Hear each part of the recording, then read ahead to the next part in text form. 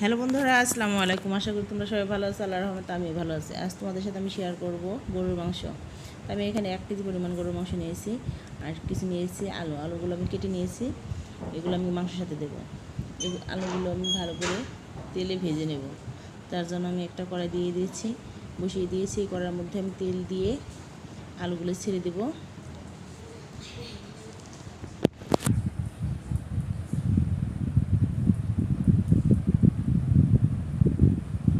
তো আমি আলুগুলো ভালো করে তেলের সাথে মিশিয়ে নাড়া দিয়ে নেব।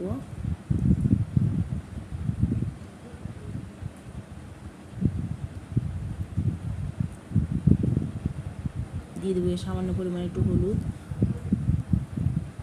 দিয়ে ভালো করে নাড়া দিয়ে দেবো।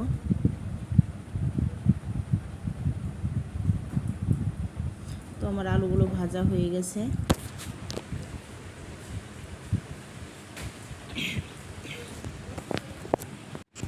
তো আলুগুলো একটা একটা করে নামিয়ে নেব। এখন এই তেলের মধ্যে আমি পরিমাণ মতন তেল দিয়ে দিব। তেলের মধ্যে আমি কিছু পেঁয়াজ কুচি দিয়ে দিব।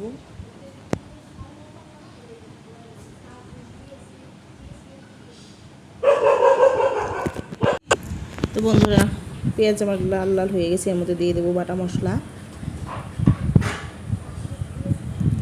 দিয়ে দেবো আদা বাটা, জিরা বাটা,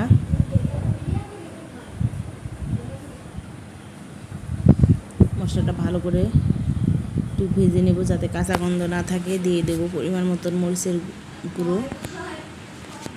বন্ধুরা, আমরা তো গ্রামে থাকি, গ্রামে হয়তো আমি ভয়েস দেওয়ার সময় আপনারা শুনতে পারবেন আশেপাশের কিছু কথা বা অন্য কোনো শব্দ, তো কিছু মনে করবেন না। যেহেতু আমরা গ্রামে থাকি, এত নিরিবিলি আসলে থাকাও যায় না। আমি দিয়ে দিলাম মাংসগুলো। মশলাটা আমার ভালো করে কষানো হয়ে গেছে। এর মধ্যে আমি দিয়ে দেবো মাংস।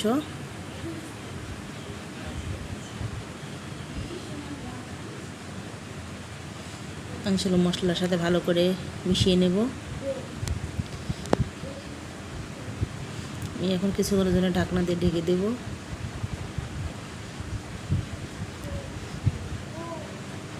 এখন দিয়ে দেবো গরম মশলার ফাঁকি।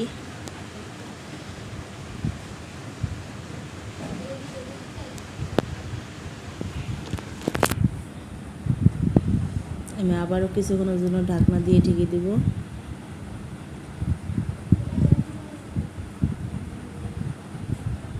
দিয়ে দেবো সেই ভেজে রাখা আলুগুলো দিয়ে মাংসের সাথে ভালো করে আরেকটু কষিয়ে নেব।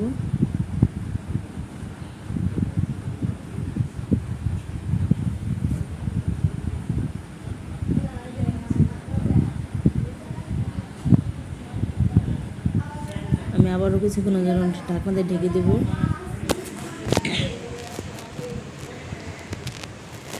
আমি এখন দিয়ে দেবো ঝোলের জন্য পানি, পরিমাণ মতন দিয়ে দেবো।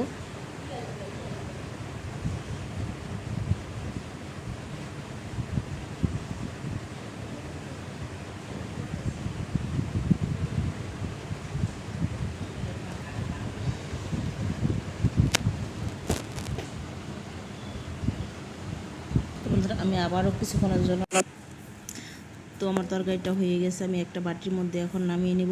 বন্ধুরা, কার কার এই রান্নাটা ভালো লেগেছে আমাকে কমেন্ট বক্সে জানিও। আর যদি ভালো লাগে আমাকে লাইক কমেন্ট শেয়ার করো। পাশে থেকে আল্লাহ হাফেজ।